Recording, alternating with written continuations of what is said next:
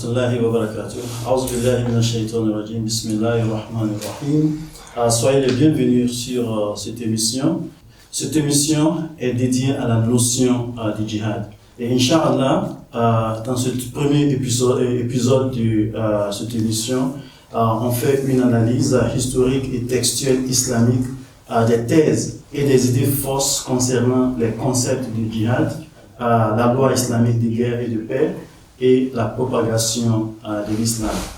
Je m'appelle Teslim Adeyema et j'ai avec moi dans le studio pour le traitement de cette question Oustaz Murtala Saad et aussi l'Oustaz Mohsen Hamza. Soyez les bienvenus. Inch'Allah, cette émission est basée sur un livre publié par la Da'wah Institute qui est basé à Mina, dans l'état du Niger, au Nigeria, ici, Inch'Allah. Et ce livre relève des différentes questions qui est sur à propos du thème djihad. Donc, les spécialistes ici, qui aiment s'appeler aussi les élèves de l'islam, vont nous aider à faire les détails là-dessus. Oustaz Mohsen, j'aimerais commencer avec vous aujourd'hui. La première question de cet épisode est ceci. Pourquoi ce sujet du djihad et quelles sont certaines des idées fausses communes qui l'entourent, qui sont détenues par certains musulmans, voire non-musulmans? Alhamdulillah Rabbil Alamin, wassalatu wassalam ala Rasulillah, amma ba'd. Toutes les lois sont pour Allah, certainement que la salat et le salam d'Allah soit sur le prophète Muhammad, sur sa famille, ses compagnons, et sur toute personne qui s'est vêtue à la suite de la religion jusqu'au jour de la révélation. Et merci de m'avoir accordé ce privilège. Et je profite pour demander à Allah de nous accorder la sincérité, aussi également une bonne inspiration afin de traiter ce sujet qui est un peu délicat. Comme vous l'avez dit, pourquoi ce sujet du djihad? C'est un mot qui est tellement répandu, tellement entendu, et à un moment donné, ce mot est restreint à un sens donné comme la violence. C'est un mot en arabe, djihad, qui veut dire tout simplement mener des efforts, et avec l'évolution du temps, ça prend un autre sens qui donne la violence. Ce mot est mal utilisé et c'est ça qui donne l'importance de cet épisode, et il a beaucoup de critiques autour de ce mot mal utilisé, son abus, où il est résumé à de violence, et que les tests, les injonctions de l'islam nous incitent, nous les musulmans, à être violents, même si en islam il est recommandé qu'on appelle le représailles, mais on nous traite que nous n'aimons pas le pardon, c'est toujours la loi du talion, alors que c'est faux. Et d'autres aussi également font la comparaison de ce qu'ils disent, même le prophète Isa, il a pardonné une femme qui a commis de l'adultère. Et tout ceci pour montrer la supériorité du christianisme sur l'islam. Et aussi également, on a vu des gens qui utilisent des musulmans qui ne sont pas avertis pour les inciter à commettre des forfaits qui sont des forfaits à punir en islam, que les tests venant du coin de la Somme n'ont jamais soutenu ces genres de dates. Et voilà, ils soutiennent ça pour dire c'est ça le vrai visage de l'islam. Aussi également, le thème djihad, les gens font allusion au terrorisme. Oui, au terrorisme, et c'est comme l'islam encourage le terrorisme, l'islam encourage la violence et autres. Et voici quelques points que nous pouvons citer et qui nous amènent finalement à traiter ce sujet-là. Merci beaucoup. Donc, ce programme est certainement basé sur le fait de faire des détails sur l'utilisation, l'abus, le mauvais usage et l'abus même du terme djihad. Donc, on vient de comprendre ce que l'Oustaz vient de dire. On fait souvent de l'islam une religion de peur, une religion de terrorisme, mais cela n'est pas vrai. Mais on viendra toujours sur ce sujet encore. Ustaz Saad, à quel thème et sujet devrions-nous nous attendre à couvrir dans des épisodes suivants pour traiter même ce sujet? Bismillah ar-Rahman ar-Rahim, wa sallallahu wa sallam ala nabiyyina Muhammad sallallahu alayhi wa sallam wa ala alihi wa ashabihi wa man wala ma ba'd. Merci une fois encore de nous avoir fait l'honneur de se présenter ici pour échanger sur ce document, sur ce livre qui traite d'un thème extrêmement important de la vie de notre religion. Et le mot jihad, c'est un mot effectivement cité dans le Coran jusqu'à 34 fois. Et ce document qui comporte cette partie va essayer de nous donner des éclaircissements par rapport à ce thème du djihad, comment ce thème a été mal compris par beaucoup de musulmans, beaucoup de jeunes, et beaucoup aussi d'autres gens avec d'autres intérêts qui ont essayé d'imiter ces sens à l'islam, qui est juste l'utilisation de force pour contraindre d'autres confessions à embrasser l'islam. Ce qui est juste un aspect du sens de ce terme. Donc, pendant cette série de cours, ça va nous permettre de mieux cerner, de mieux comprendre le sens de ce mot jihad sur le Coran, la sunna du prophète sallallahu alayhi wa sallam, et aussi les idées et les avis de nos savants éminents musulmans qui ont beaucoup écrit par rapport à ce thème. Et donc on va essayer de voir les avis de nos savants du temps du prophète sallallahu alayhi wa sallam jusqu'aux savants qu'on considère modernes qui ont aussi apporté ce thème avec beaucoup de classisme. Que Allah subhanahu wa ta'ala nous assiste. Amen. Merci beaucoup. Ustaz Mohsin, pour faciliter la compréhension de nos téléspectateurs et auditeurs aussi, quelle méthodologie et quelle approche utiliserons-nous pour traiter ce sujet afin d'aider le public à mieux saisir ce que nous espérons ne sera pas un sujet trop compliqué? Oui, merci beaucoup. Notre approche pour le débat de ce thème, c'est de nous référer à la vie du prophète Mohammed sallallahu alayhi wa sallam. Nous avons le Coran qui a été révélé, qui est la constitution de toute l'humanité, mise qu'on appelle en pratique depuis des siècles, n'a jamais été édité. Le Coran sera d'abord notre référence, la première référence, et aussi également la vie du prophète Mohammed sallallahu alayhi wa sallam et ses compagnons feront aussi une référence pour nous. Également, nous allons voir ceux-là qui ont vécu après le prophète Mohammed sallallahu alayhi wa sallam, comment ils ont compris aussi également le djihad. Parce que ce sont eux qui ont vécu avec le prophète. Et ils ont vu les tests, ils ont vu comment le prophète sallallahu alayhi wa sallam mettait en pratique, comment dit-on, qu'on appelle les tests qui ont été révélés au prophète Mohammed sallallahu alayhi wa sallam. Également, nous allons voir à travers la vie du prophète sallallahu alayhi wa sallam que le djihad n'a jamais été le terrorisme, n'a jamais été aussi également la perte des vies, des gens de façon inadéquate. Et on verra bien avec le Coran, la vie du prophète et aussi comment les grands compagnons, comment ils ont compris véritablement l'islam. Et n'oublions pas, pour mieux adorer Allah, c'est de se référer au Coran et pas le prophète Mohammed sallallahu alayhi wa sallam comme les selon modèles et aussi également les califes bien guidés tels que Abu Bakr, Omar, Othman, Ali, Abu Talha et autres. Merci beaucoup. Donc, on fait référence au passé, commençant par le Coran d'abord, puis on voit dans la vie du prophète sallallahu alayhi wa sallam et ses compagnons.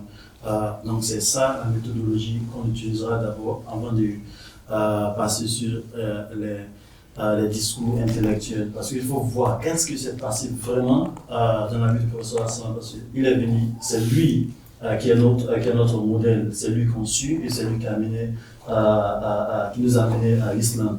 Donc c'est à travers lui qu'il faut comprendre très bien tous les concepts, toutes les notions de l'islam. Merci beaucoup.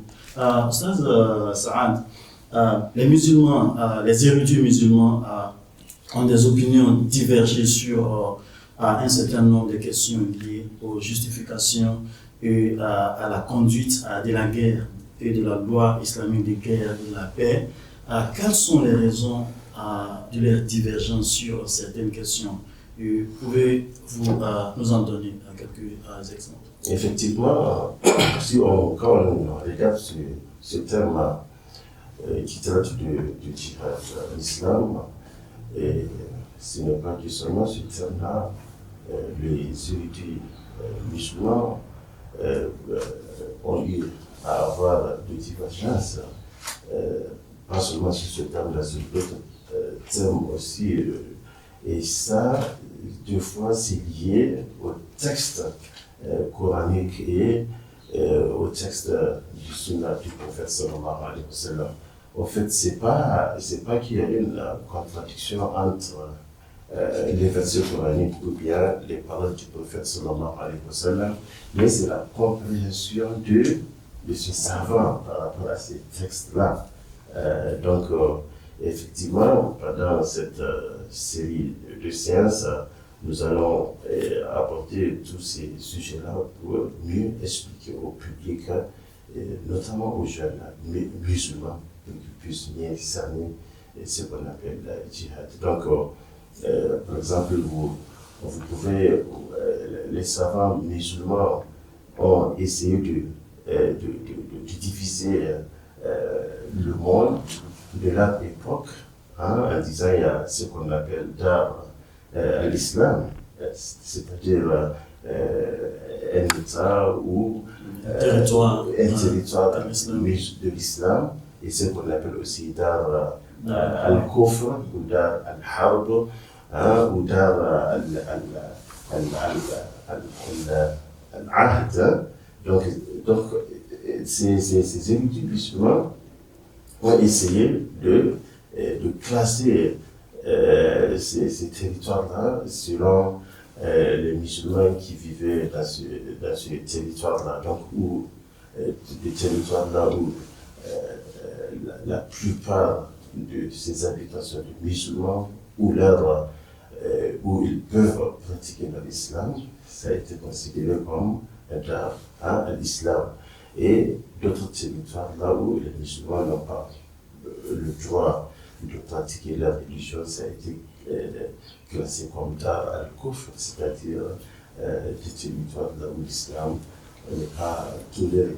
Mais on va voir au cours de cette série de séances, Inch'Allah, pour comprendre qu'avec le temps, avec l'évolution du fatwa, on va voir que ces thèmes ne sont plus à l'ordre du jour.